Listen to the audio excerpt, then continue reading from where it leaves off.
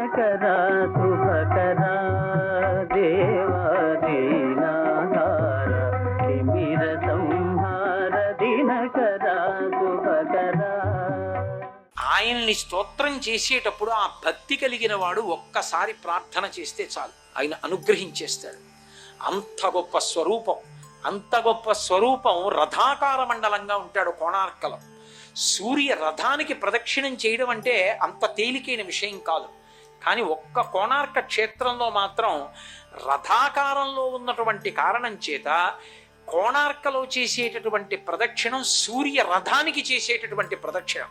అందుకే అరసవిల్లి, కోణార్క్ ఇటువంటి క్షేత్రాలకి వెళ్ళి చేసేటటువంటి ప్రదక్షిణాలు, నమస్కారాలు చాలా విశేషమైనటువంటి అనుగ్రహాన్ని ఇస్తాయి. ఇప్పటికీ సూర్య నమస్కారాలు చేస్తూ ఉంటారు. అన్నిటికన్నా ఆశ్చర్యకరమైన విషయం ఏమిటో తెలుసా?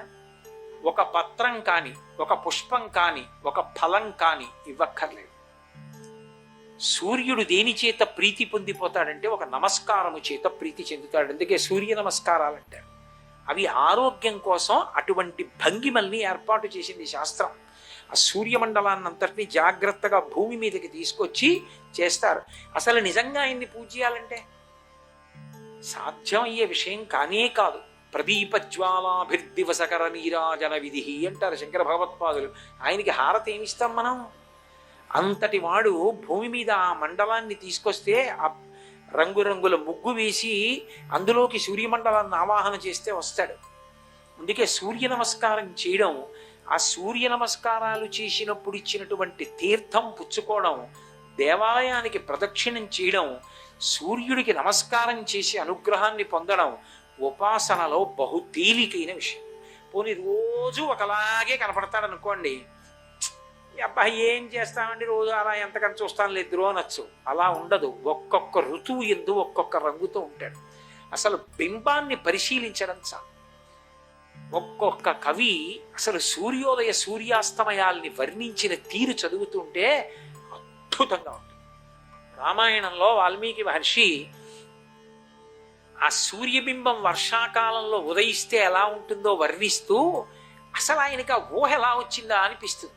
మబ్బులు అడ్డుకుంటాయి కదా, వాటి వెనక నుంచి సూర్యబింబం కొద్దిగా కాంతితో ఉంటుంది.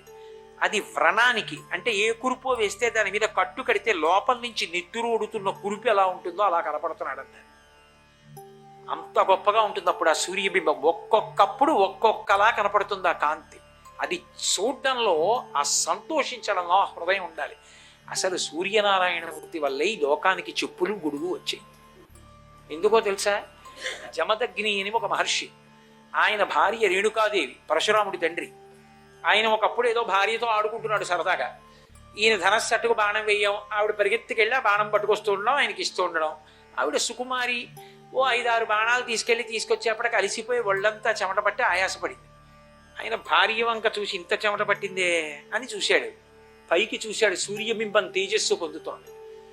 మా ఆవిడ నేను ఆడుకుంటుంటే అంత తేజస్సు పొందుతావా చెప్పిస్తానన్నాడు. నేను సూర్యుడు దిగొచ్చి అన్నాడు, తప్పలా మీ ఆవిడితో ఆడుకుంటున్నారని నేను ప్రకాశించకుండా ఉండకూడదు, కాబట్టి నేను ప్రకాశించాలి.